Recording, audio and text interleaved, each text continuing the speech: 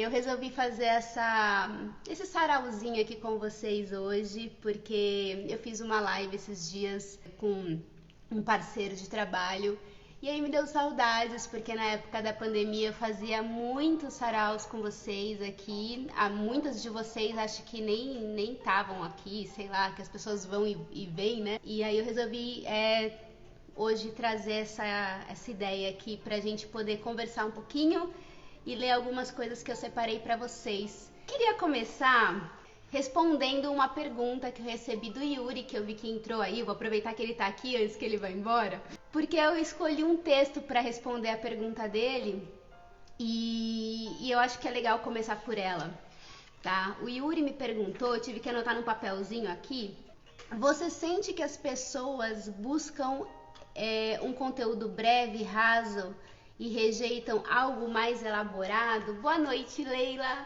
Existem milhares de possibilidades de respostas para essa pergunta, mas aí eu escolhi um texto para ler para vocês, para a gente começar esse bate-papo de hoje, que é desse livro aqui, Desperdiçando Rima, da Karina Burr, que eu sei que o Yuri gosta dela, né, se eu não me engano.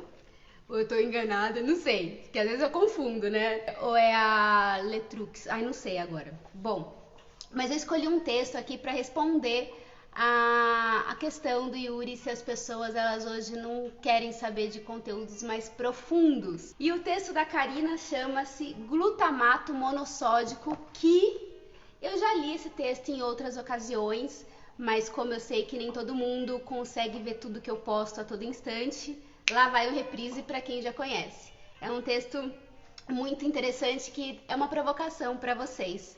Tá bom? Boa noite a todo mundo que tá chegando. Eu tô muito feliz que vocês estão aqui.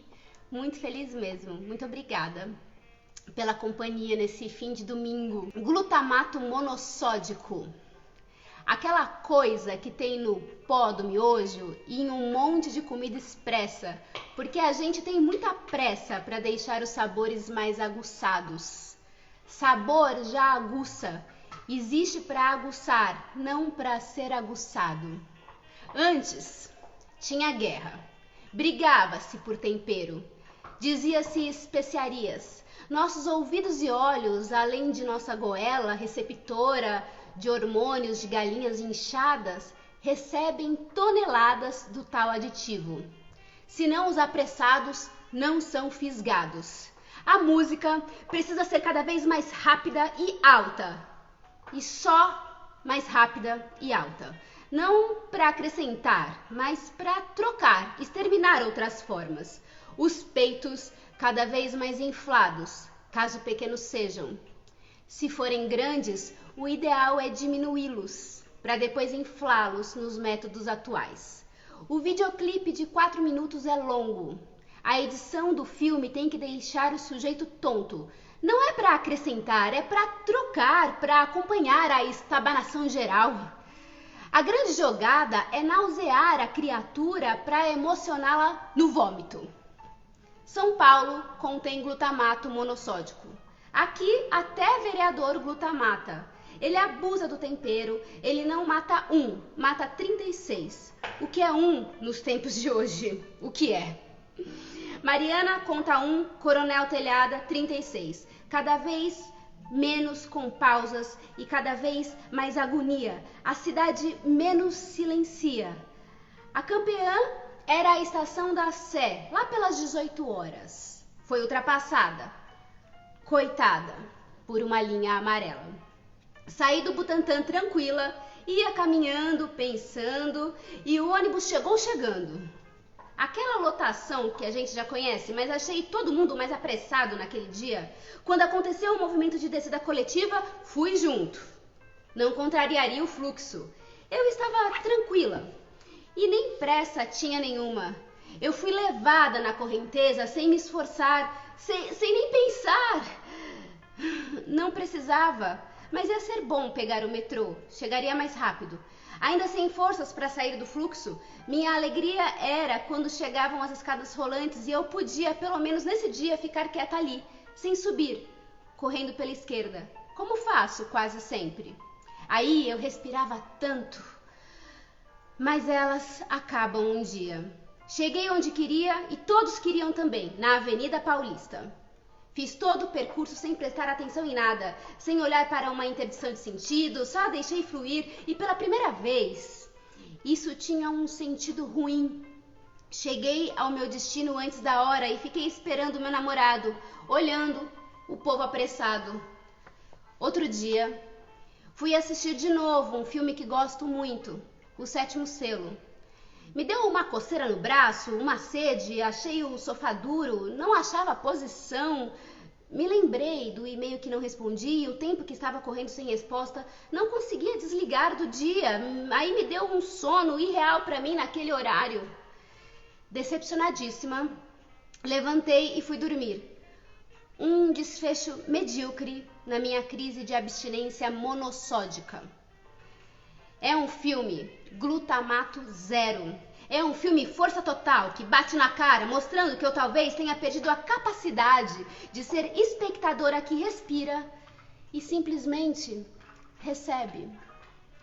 Num ataque não habitual de otimismo, pensei que não. Um banho de mar pode resolver. Um banho de mar com certeza resolve. Só não sei quando vai dar, mas se tem algo que resolve, é um banho de mar. Então eu li esse texto aqui do Desperdiçando Rima, da Karina Burr, que fala dessa nossa pressa de hoje em dia, do quanto a gente tem a necessidade de que tudo seja instantâneo, né? Que tudo tenha alguma coisa que nos dê um resultado imediato. Eu acho que essa que é a resposta. Não é que as pessoas elas não gostam de conteúdos profundos, que elas só gostam de coisa rasa. É que a vida, ela acelera a gente, o capital acelera a gente, o tempo que a gente vive acelera a gente. E aí, só fazendo um link aqui com esse poema, né? Não é um poema, é uma crônica da Karina Burr. Eu lembrei de um texto, de um fragmento que eu li aqui no livro da Zélia Duncan. E aí eu respondo a pergunta do Lincoln, que ele perguntou para mim qual foi a minha descoberta literária favorita desse ano. E eu tenho algumas, mas eu vou começar com essa resposta aqui desse livro. Uma das minhas descobertas literárias mais preciosas desse ano foi esse livro aqui da Zélia Duncan, Benditas Coisas Que Eu Não Sei, que eu sou super fã da Zélia, fui na noite de autógrafos, enfim, super entusiasmada para conhecê-la, uma pessoa queridíssima que... Ai, que bom que ela é querida, né? Quando a gente encontra uma pessoa que a gente adora e descobre que ela realmente é querida, é um afago no coração, né? Linkando com isso que eu acabei de ler da Karina sobre a aceleração dos nossos tempos, eu vou ler aqui um pequeno trecho do livro da Zélia Duncan, que é de um capítulo chamado Objeto Música, que ela diz o seguinte: a internet sempre tem um canto da sereia perdido para fisgar e interceptar ouvintes. Somos todos tocos de enchente, parando em cada canto para onde nos puxam ou para onde nos empurram as ondas invisíveis e nada inocente das redes. Quem entre nós ainda compra CDs ou mesmo nas plataformas ouve um álbum inteiro sem convocar o dedo nervoso que o arrasta até a próxima faixa? Se o artista não seduzir na introdução, dificilmente será perdoado ou acompanhado até que chegue o refrão. Então é muito complicado, né? Eu estava hoje escutando um podcast com uma entrevista com o Drauzio Varela, aquele podcast Podpah. Eu sou super fã do Drauzio Varela, adoro escutar ele falando. E aí o garoto que entrevista falou, eu dou 3 minutos para um filme me convencer, se não tá bom eu mudo de filme. Não é uma loucura isso, minha gente? Assim, 3 minutos, um filme que tem 2 horas de duração, ele quer ser convencido em 3 minutos. É absurdo, isso não é arte, gente. Não dá, não tem como consumir nada em 3 minutos. Quer dizer, existem várias propostas aí que eu desconfio de todas elas. Falei um montão, né, pra ver se eu prendo a atenção de vocês logo no começo da live, senão vocês vão embora também. Não é loucura isso? Eu li recentemente um livro chamado Tudo é Rio, da Carla Madeira, que é um livro que muitas pessoas ficaram me escrevendo porque muita gente não gostou. Enfim, eu acho super saudável quando pessoas não gostam e vêm conversar comigo e me contarem por que não gostam. Quem quiser tem um vídeo sobre esse livro no meu canal. Durante a leitura desse livro, eu encontrei uma carta nele que fala sobre Deus. E eu não acredito em Deus, minha gente. Eu acredito em alguma coisa que eu nem sei se dá para nomear que é Deus. Mas eu tenho uma fé na vida, uma fé nesse mundo aqui que eu sei lá o que é. E aí eu achei essa carta que fala de Deus tão bonita que eu quase estava acreditando que Deus existia, sabe? Desse jeito que ela narra. E aí eu queria dividir essa carta com vocês, que não tem nenhum spoiler do livro, tá? Só para contextualizar, é uma carta de uma mãe para uma filha do livro Tudo é Rio, Greca. É uma carta de uma mãe para uma filha que acabou de ter uma grande desilusão na sua vida, tá? Ela teve uma grande perda. Mas aí ela vai falar um pouquinho sobre a questão de Deus e eu vou ler. Fiquem aqui comigo, tá bom? Tem menos de 3 minutos a carta, tá? Dalva, minha filha, é difícil imaginar que tudo isso que você está passando seja vontade de Deus. O problema não é Deus, é o que inventamos dele. As pessoas têm certezas demais sobre as vontades de Deus. Acho até que algumas criaram Deus em vez de terem sido criadas por ele. Deus não é de pensar, é de sentir. É um colo de braços fortes e delicados, minando a gente num mar furioso. Esquenta seu coração nesse colo, respira com ele. Deus não é um lugar de certeza, é só um pouco de esperança. Eu, que sou sua mãe, fico querendo para você o que faz bem para mim. Eu sinto Deus todos os dias na minha vida. Preciso dele. As preces correm no meu sangue sem esforço. Tenho alegria de sentir Deus nos outros. Vejo as mãos dele acariciar tantos lugares, desembrutecer tantas coisas. Vejo mesmo. E sei que isso não muda o mar furioso lá fora. É tão difícil existir sabendo tudo que a gente sabe sobre existir e ao mesmo tempo sem saber nada sobre o que vamos passar daqui a pouco, sem poder proteger de verdade quem a gente ama, mais de verdade ainda. É invenção nossa pensar que Deus pode tudo, minha filha.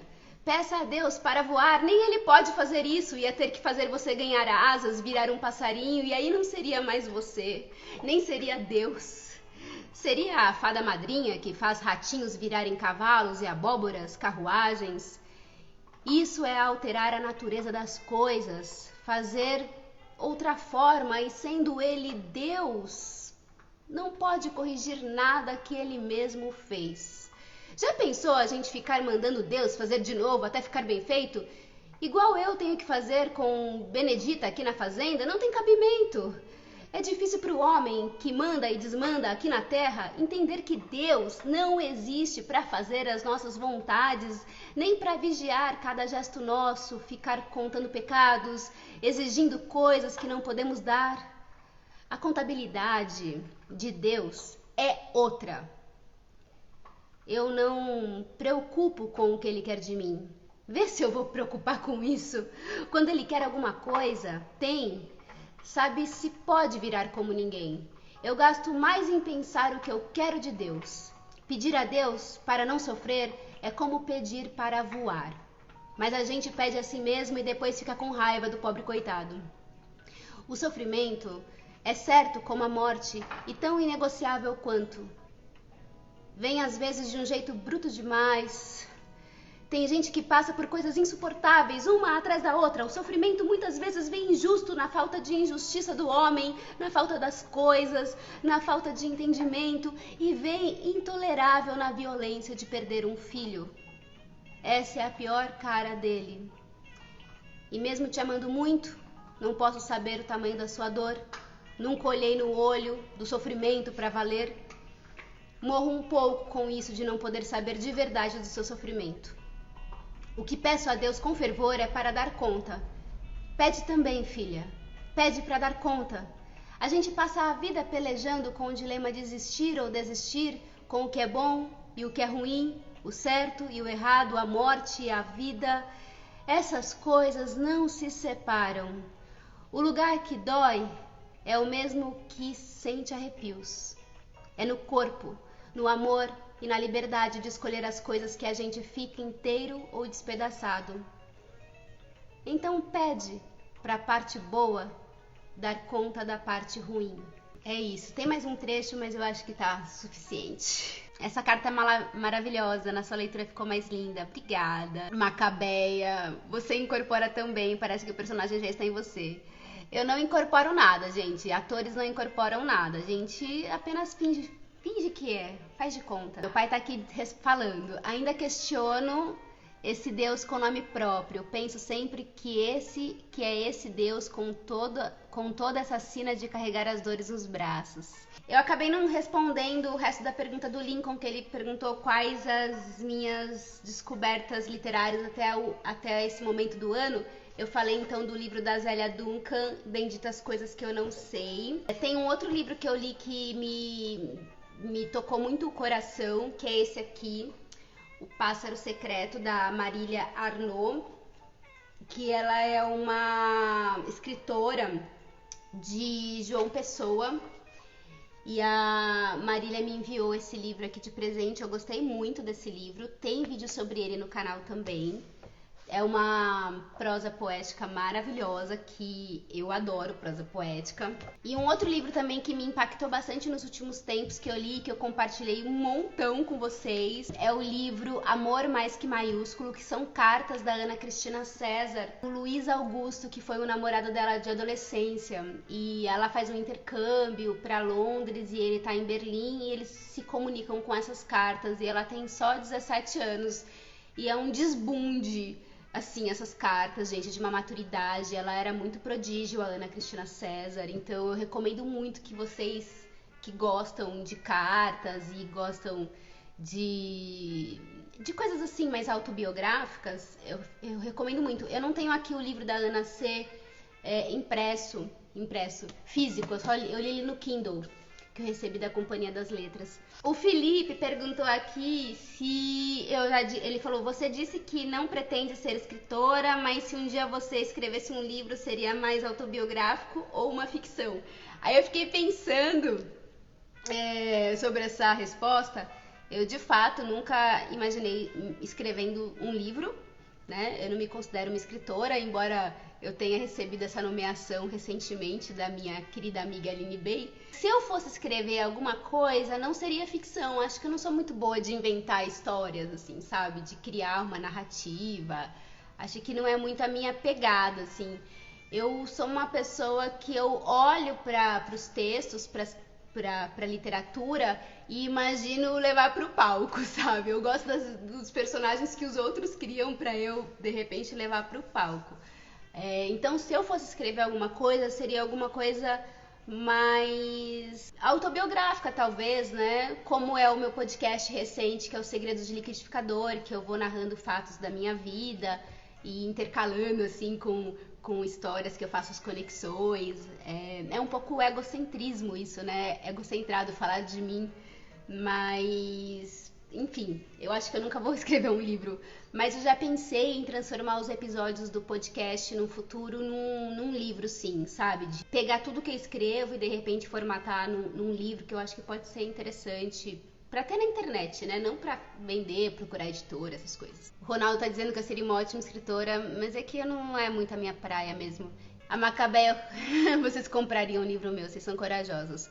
Qual o papel da arte na sua vida? Macabeia, eu acho essa pergunta muito complexa, mas é que assim, eu sou uma pessoa que acho que desde que eu estava na barriga da minha mãe, talvez, a minha vida tem uma forte conexão com a arte. Acho que eu nunca imaginei na minha vida fazendo outra coisa sem ser o que eu faço, sabe? Talvez eu quisesse navegar por outras habilidades artísticas, ainda posso navegar, mas eu nunca me imaginei fazendo outra coisa sem ser trabalhar com arte. A arte, ela tem um poder muito forte da minha leitura do mundo, assim, é muito importante. Érica, seu podcast é maravilhoso, daria um ótimo livro. Obrigada pela escuta, gente. Escutem meu podcast. Escutem. O nome tem inspiração alguma no filme Reflexões de um Liquidificador? Ah, tá. A Greca tá perguntando se o nome do meu podcast tem inspiração no filme Reflexões de um Liquidificador. Na verdade, tem mais inspiração na música do Cazuza do que no filme. Mas aproveitando, já que eu sou uma cinéfila, né, e vejo muito filme, Reflexões de um Liquidificador é um filme nacional que acho que tá na Netflix, né? É um filme um pouco mais antigo, que é fantástico. Ele é super inusitado, ele não é nada realista. A gente vai acompanhar as reflexões de um liquidificador mesmo, do objeto liquidificador. E eu acho que a narração é do Selton Mello, se eu não me engano, né? E é muito bom esse filme, muito bom. O podcast tá impecável, eu me apaixonei desde o episódio piloto. Ó, meu pai, aqui no fundo você é uma bruxinha da arte, basta navegar, navegar. O Saulo, ele mandou uma pergunta, que não é uma pergunta, ele pediu pra eu falar um verso que eu gosto. E aí eu pensei em dois. Um é um que tá no meu WhatsApp, pra quem me manda mensagem, que é uma frase do Vinícius que eu gosto muito, que é: a vida só se dá a quem se deu. Eu gosto muito dessa frase. Acho que ela diz muito sobre mim, assim, de se jogar nas coisas, sabe? Dessa minha vontade de viver que eu tenho e tal. Enfim. E um outro verso é um do Fernando Pessoa, que eu falei no meu podcast recentemente, que eu sei um trechinho de cor, que é mais ou menos assim, do heterônimo Alberto Caeiro, que é mais ou menos assim: ó, Saulo, se eu morrer muito novo, ouçam isto. Nunca fui senão uma criança que brincava, fui gentil com o sol e a água, de uma religião universal que só os homens não têm. Fui feliz porque pedi coisa alguma, nem procurei achar nada, nem achei que houvesse explicação, que a palavra explicação não ter sentido nenhum. Eu adoro esses versos. A Ana tá pedindo pra falar da peça da Aline, do processo, e a Cíntia tinha perguntado como está o processo da pequena. Então vamos atualizar as pessoas que não sabem do que tá acontecendo, né? A Aline B escreveu esse livro aqui, A Pequena Coreografia do Adeus. É o segundo romance da Aline Bay. E assim que eu li esse livro, foi a primeira vez na vida que eu chorei lendo um livro.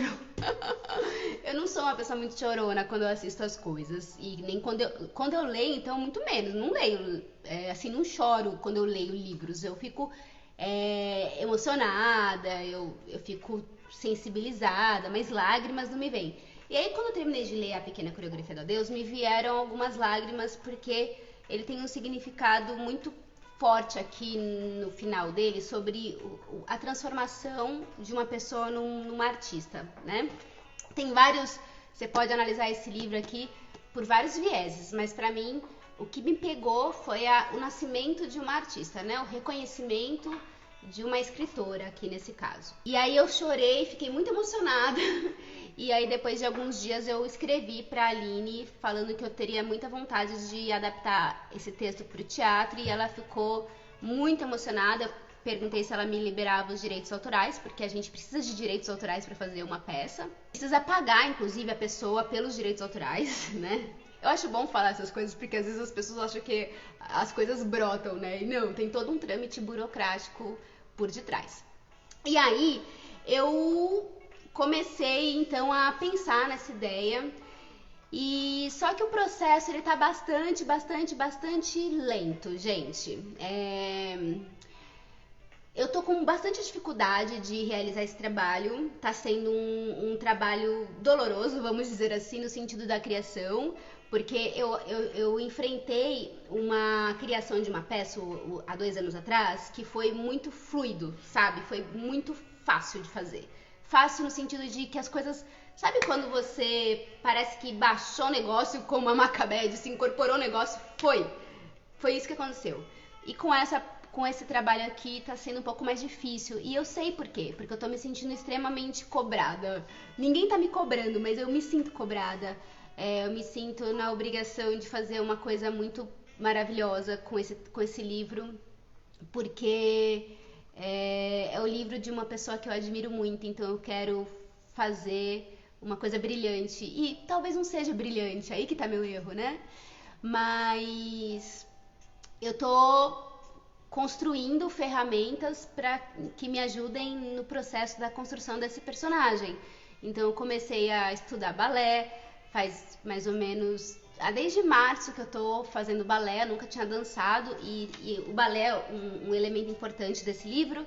Então eu tô aprendendo balé, tá sendo muito legal, eu tô amando. Eu acho que mesmo depois que eu estrear a peça, eu vou continuar fazendo balé. E eu adoro descobrir que, puxa vida, por que eu não fiz balé quando eu era criança? Quer dizer, eu fiz, só que eu abandonei, né? Como toda criança faz balé, né? Toda garotinha.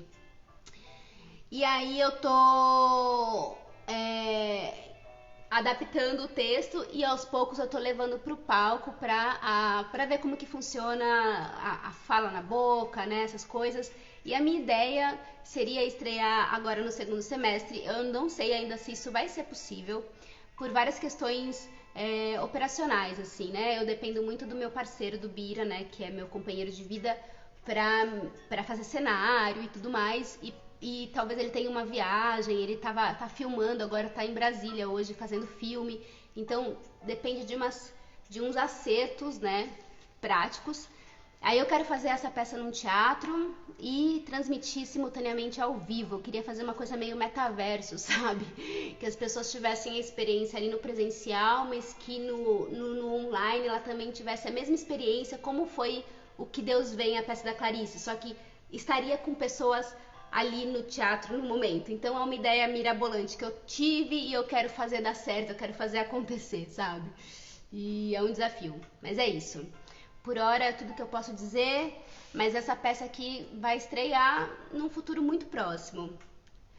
Mas não tão rápido quanto eu gostaria, porque a vida é rio, né, gente? Como diz a Carla Madeira, nem sempre as coisas são tão simples. Calma, que ela vai estar pronta na hora certa. É isso mesmo, Marília. Eu me cobro demais, gente. Eu sou muito perfeccionista. Eu gosto muito da Júlia Terra, essa personagem aqui. Ela foi feita pra mim, assim. Eu sinto que tem muito da Tarsila nesse personagem. A Gabriela Andrade, que eu não sei se tá aqui, que eu não vi ela por aqui, ela fez uma pergunta, mas eu vou aproveitar e deixar uma recomendação pra vocês, porque afinal de contas, e vou aproveitar e ler uns versos, porque afinal de contas eu sou uma traficante de cultura, não é mesmo? A Gabriela Andrade perguntou se eu já li a Alejandra Pizarnik. Será que é assim que fala? Alejandra Pizarnik? Me corrijam aí. Quer dizer, não tem como vocês me corrigirem, né? E aí, eu li muito pouco. Eu li esses dois livrinhos que estão aqui comigo, que é um box da editora Relicário. Esse box aqui sai tudo invertido, né? Mas esse box vem 2 livros. Árvore da Vida... Ai, Árvore da Vida é o filme. Árvore de Diana e Os Trabalhos e as Noites, que são esses 2 livrinhos aqui, curtinhos, pequenininhos. Os Trabalhos e as Noites tem a apresentação da Ana Martins Marques, que é uma escritora que muitos de nós aqui amamos, né? E esse aqui, o Árvore de Diana, tem a apresentação da Marília Garcia, que é uma outra poeta brasileira contemporânea que eu gosto muito. Então fica aí a dica da Marília Garcia, que eu sei que ela é menos lida que a Ana Martins Marques. E aí eu separei 2 versos aqui pra vocês. Ah! A Gabriela tá aí sim. Esses poemas aqui são uma espécie de síntese de um mundo de possibilidades. Em muito poucos versos, a Alejandra diz muita coisa. Então eu vou ler para vocês 2. E aí fiquem com essas informações aí para vocês. São espécies de... Não são haikais, porque haikai, se eu não me engano, tem uma métrica certa, né? Me corrija aí se eu estiver errada. Mas se eu não me engano, o haikai ele tem o número de palavras ou de métrica, eu não sei agora, mas não são haikais, mas são bem curtinhos os poemas da Alejandra nesses 2 livros. Mas eu não conheço muita coisa para além disso, tá? Me desculpem, né? É impossível conhecer tudo. Na Árvore de Diana tem um pequeno verso que eu acho lindo, é o número 21. Tenho nascido tanto e duplamente sofrido na memória daqui e de lá. É isso o poema. Vou ler de novo, porque é curto. Tenho nascido tanto e duplamente sofrido na memória daqui e de lá. E esses 2 livros que eu tenho aqui, eles são bilíngues. Tem em espanhol de um lado e em português do outro. E aí eu vou ler mais um versinho que é dos Trabalhos e as Noites, que é sobre a infância. Eu gosto muito de tudo que é relacionado à infância, memórias, adoro esse tema. Hora em que a erva cresce na memória do cavalo. O vento pronuncia discursos ingênuos em honra dos lilás, e alguém entra na morte com os olhos abertos, como Alice no país do já visto. É isso. A poesia da Alejandra, pelo menos nesses 2 livros aqui. E é bem bonito para quem gosta de livros físicos, bonitões. Essa caixinha aqui é maravilhosa. Ela só não foi barata, né, gente? Mas a verdade é o seguinte, quer dizer, pelo que a caixinha é, não foi cara, essa que é a verdade, né? Mas é que a gente tá vivendo numa situação tão de empobrecimento, né, que tudo é uma grande dificuldade, pelo menos no meu caso, né? Mas vale muito a pena essa caixinha aqui. Ó, aqui a Macabeia. A Cai possui 3 versos. O primeiro e o terceiro são redondilhas menores, versos de 5 sílabas, e o segundo redondilha maior, verso de 7 sílabas. Olha só. Muito obrigada pela informação. A Leila falou, a Alejandra Crua. Você e a Aline são luz, já pela alma que vocês carregam. Lindona, Ana. Depois a gente precisa conversar sobre a peça que você foi ontem. Tem um diretor chamado Abbas Kiarostami. É iraniano, ele já morreu. Não morreu faz muitos anos, mas morreu já há um tempinho aí. E ele é diretor de cinema. Todos os filmes que ele fez eu amo, sou apaixonada. Tem alguns dele no Telecine, eu acho que tem também no Mubi. Não sei mais onde tem filme dele, tem no YouTube também. E ele tem um livro chamado Nuvens de Algodão. Eu não tô com ele aqui fácil. Que é só com haikais, é a coisa mais linda, gente, e tá escrito, ele também é bilíngue, em português e na língua lá, aquela língua que é toda, do Irã lá, gente, desculpa a ignorância, aquela língua que, gente, é muito estranho como eles escrevem, enfim. A Flamborina, que eu também não vi ela aí, mas tudo bem, vamos lá, vamos seguir as perguntas aqui. Ela fez uma pergunta super inusitada, mas eu vou responder porque eu acho importante falar sobre alguns temas. Ela perguntou se eu fumo E aí, gente, eu não fumo. A única coisa que eu fumo é cigarro. E eu não fumo nem cigarro, tipo, que compra no maço. Eu compro tabaco e eu mesmo faço meu cigarro há anos. Eu acho que esse é meu único vício na vida. Não fumo porque me dá sono, gente. Então, assim, quando eu fumo é numa situação muito específica. Assim, se eu tô com cólica, dor de cabeça. É mais por um uso medicinal, né? Não gosto de fumar. Vocês gostam de fumar? Não sou muito chegada. Eu sou uma atriz nesse sentido que não é tão clichê, né? Que atores geralmente fumam muita maconha. E aí a Pri Calado perguntou como que é fazer crochê pra mim, se mudou algo na minha vida. Eu amo fazer crochê. Faz 1 ano que eu tô fazendo e mudou muita coisa na minha vida, porque agora me relaxa, sabe? É meio terapêutico pra mim. Me faz sair um pouco da rede social, faço as minhas pecinhas de roupas, tipo essa que eu tô hoje, enfim, adoro fazer crochê. Aí quero ler um poema pra vocês, já que era pra ser um sarau, tá sendo mais conversa que sarau, né? Mas acho que é legal a gente conversar, faz tempo que a gente não conversava. Eu quero ler um poema pra vocês, que é um poema do Bertold Brecht, tá? O Bertold Brecht, pra quem não conhece, tá a fotinho dele aqui. Esse homem, ele foi dramaturgo, poeta, escritor, ativista de alguma forma, né? Ele é um dos pensadores responsáveis pelo tipo de teatro que eu faço até hoje, que é o teatro épico. Por isso que eu não acredito nisso que a Macabeia falou de incorporar personagens, porque eu acredito muito que a gente tem que estar em cena, estar em diálogo com o público, não incorporado num personagem, mas com o seu duplo, sabe? Você tá no personagem e ao mesmo tempo se fazendo uma provocação para quem tá assistindo, né? Para que o espectador não seja apenas passivo. Quando a gente é espectador, a gente não pode ser passivo. Quando a gente lê um livro, a gente não pode ser passivo. Sabe aqueles livros que dão tudo de mão beijada pra gente? Não tem nem espaço para você completar um pouquinho com o seu ser? Isso não me interessa. Teatro também não me interessa quando é assim. Você tem que sair do teatro com muitas dúvidas, com muitas perguntas, entendeu? de um filme, a gente tem que construir junto com o nosso espectador, seja o leitor, seja o público plateia, enfim. Tenho muita curiosidade em conhecer Brecht por causa da quebra da quarta parede. Adoro isso na arte. Eu não sei. É que a quebra da quarta parede não é o que resume Brecht, na verdade. Mas isso é um assunto para um outro momento, senão vai ser um assunto muito cabeção. Érica, não imaginava que você fumava e fiquei surpresa. Vê se pode.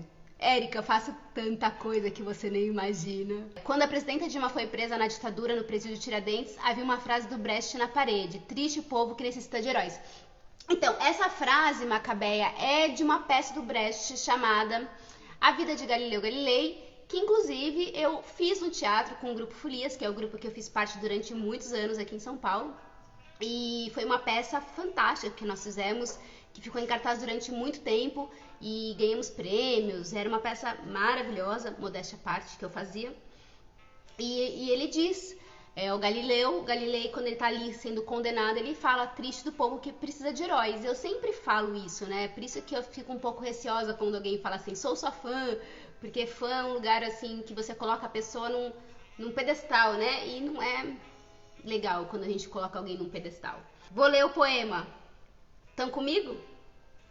Chama-se Canções não. Chama-se Canção dos Poetas. Esse poema foi escrito na primeira metade do século XX. Prestem atenção, eu vou tentar dar o meu melhor aqui lendo, como ele é atual. Olha, a Marília que tá aqui, ela assistiu Folias Galileu. Ela assistiu, porque a Marília assiste todas as peças do Folias. Lindona. A Érica, adoro Brecht. Eu conheci de um modo meio engessado por conta do meu envolvimento com o movimento social e político e te acompanhando o vídeo de outra forma. Sim, bom, gente, o Brecht ele é usado por por diversas frentes aí. Muita gente usa Brecht, né? Principalmente quando a gente pensa num discurso de esquerda mais radical. Canção dos Poetas. O que se lê... Não, comecei errado. O que aqui se lê está escrito em verso. Falo, pois, talvez vocês nem saibam mais o que seja um poema e o que um poeta faz. O que se passou conosco foi perverso. E vocês não perceberam nada? Que há tempos não se publica mais poesia? Sabem o motivo? Eu vou lhes explicar. Antes se pagava ao poeta o que se lia. Não se paga mais por um poema. Eis o porquê de ninguém mais escrever em verso hoje em dia. Pois o poeta pergunta quem paga? E não apenas quem lê. Se não pagam, não verseja. Viram no que deu a mesquinharia? Mas por quê? Ele pergunta. Qual foi o meu delito? Não fiz sempre o que pediu que me sustem? Não cumpri minha palavra dita ou por escrito? E ouço agora dos pintores que também nenhum quadro é mais comprado. E quadros antes tão apreciados ficam agora acumulando pó. Mas por que vocês não querem mais pagar? Se a fortuna de vocês é cada vez maior. Não cantamos quando tínhamos no estômago bastante tudo que vocês podiam gozar, que tanto gozavam a carne de suas mulheres, o luto do outono, o riacho fluindo ao luar, o dulçor das frutas, folhas farfalhando, novamente a carne de suas mulheres, o invisível acima, até o festejo do pó em que vocês se transformavam no fim do ano. Não apenas isso, o que a gente também dizia dos que não se sentam em cadeiras de ouro, tais como vocês pagavam. O choro e o consolo dos que vocês ferem todo dia. Nós fizemos tantos por vocês, jamais dizendo não, sempre subservientes, falando no máximo, nos paguem. Quantos crimes nós não cometemos por vocês então, e nos contentando a miúde em comer só as migalhas? Arre, antes suas carruagens atoladas em sangue e lama temos assim nossas melhores palavras desferido, o seu curral de carnagens, campo de honra, nós chamamos, e esses seus canhões, irmãos com os lábios de bronze brunido. Nos bilhetes que demandam para vocês impostos, as imagens mais surpreendentes temos pintado, nossas inflamadas canções vibrando nos rostos, sempre lhes pagaram o imposto cobrado. Estudamos as palavras e, como se fossem drogas, misturamos e empregamos as melhores na poção, e nas que lhes fazem jus, vocês se desafogam e, como cordeiros, elas ficam em suas mãos. Vocês, mesmos temos comparado somente com o que vocês desejaram, aqueles festejados sem razões, por aqueles sem nada quente no estômago também, e os seus inimigos fustigamos em versos feito facões. Por que vocês não visitam mais nossa quitanda? Não tiram tempo para comer? Nossas sobras já esfriaram? Por que não encomendam mais nada? Nenhum quadro, hino? Creem agora que assim como vocês são, vocês agradam? Ah, vocês não podem virar assim do avesso. Se soubéssemos como vocês nos dirigem o olhar, creiam, senhores, seria mais barato o nosso preço, mas de graça. Os quadros e os poemas não podemos dar. Quando iniciei o que vocês aqui leem, se é que leem, pretendia fazer cada terceiro verso rimar, mas era trabalhoso demais, confesso constrangido, e pensei, quem há de pagar por isso? E deixei pra lá. Poema Canção dos Poetas, que eu acho que tem tudo a ver com o desmonte da cultura, da arte que a gente vive. A elite não quer que o povo tenha acesso à cultura. A Paola Custódio perguntou qual a música que te deixa com uma sensação gostosa de ouvir. E aí eu fiquei pensando, gente, tem muitas músicas, né? Mas aí eu escolhi uma, eu vou colocar aqui pra vocês, espera aí. A música se chama Alguém Cantando. É do disco, olha a pessoa, anos 90 aqui, anos 80. Falando do disco. A música, é do Ofertório, do Caetano e dos Filhos. Lincoln. Então eu vou colocar aqui um trechinho pra vocês, que essa música aqui me dá uma sensação muito gostosa quando eu escuto. Então, vê se vocês escutam, tá? Que é essa aqui.